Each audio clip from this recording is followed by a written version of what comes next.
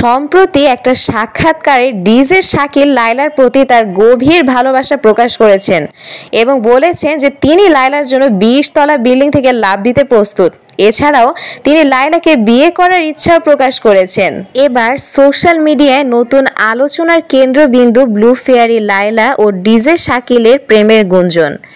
এই সম্পর্ক কি শুধুই বন্ধুত্ব নাকি এর পেছনে রয়েছে অন্য কোনো গল্প? আসুন জেনে নেই বিস্তারিত।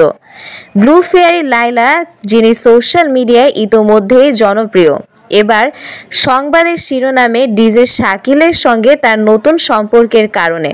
ডিজে শাকিল সম্প্রতি লায়লাকে নিয়ে একটি গান প্রকাশিত করেন। তার গানের নাম হচ্ছে লায়লা আমার 100% লাভ। গানটি প্রকাশের পরপরই এটি ইউটিউবে ব্যাপক সাড়া ফেলেছে। শুধু গানই নয়, বিভিন্ন সাক্ষাৎকারে ডিজে শাকিল লায়লার প্রতি তার অনুভূতির কথা স্পষ্টভাবে প্রকাশ করেছেন। এক ভিডিওতে তিনি বলেন, লায়লার জন্য 20 তলা বিল্ডিং থেকেও লাফ দিতে পারি, যা তাদের সম্পর্কের গভীরতার ইঙ্গিত দিচ্ছে। আরও একটি ভিডিওতে শাকিলকে বলতে শোনা যায়, লায়লাকে বিয়ে করতে চাই। এই মন্তব্যের পর থেকে নেটিজেনদের মধ্যে জল্পনা কল্পনা আরও বেড়ে গেছে। এই সম্পর্ক নিয়ে সোশ্যাল মিডিয়ায় ইতোমধ্যেই মিশ্র প্রতিক্রিয়া দেখা যাচ্ছে।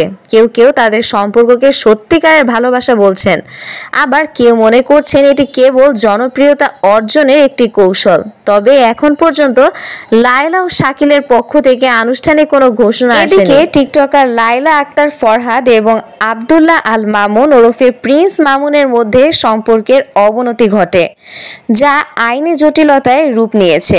2023 সালের ডিসেম্বরে লায়লা ক্যান্টনমেন্ট থানায় প্রিন্স মামুনের বিরুদ্ধে একটা মামলা দায়ের করে। মামলার অভিযোগ অনুযায়ী তাদের মধ্যে প্রেমের সম্পর্ক ছিল এবং বিয়ের কথাবার্তাও চলছিল। তবে প্রিন্স মামুন লায়লার কাছ থেকে বিভিন্ন সময় টাকা নিতেন এবং লায়লার উপর মানসিকভাবে নির্যাতন করতেন। একটি ঘটনার পরিপ্রেক্ষিতে লায়লা তাকে বাধা দিলে মামুন তাকে মারধর ও হত্যা চেষ্টা করেন।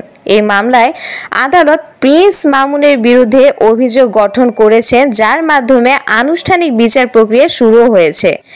এছাড়া লায়লা প্রিন্স মামুনের বিরুদ্ধে 2025 সালেও অনেকগুলো মামলা দায়ের করে রেখেছেন, যেখানে পুলিশ অভিযোগপত্র জমা দিয়েছে।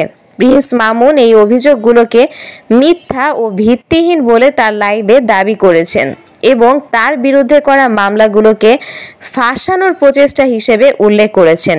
বর্তমানে এই মামলাগুলোর বিচার প্রক্রিয়া চলমান রয়েছে এবং আদালতের রায়ের পরই এর প্রকৃত সত্য উদ্ঘাটিত হবে।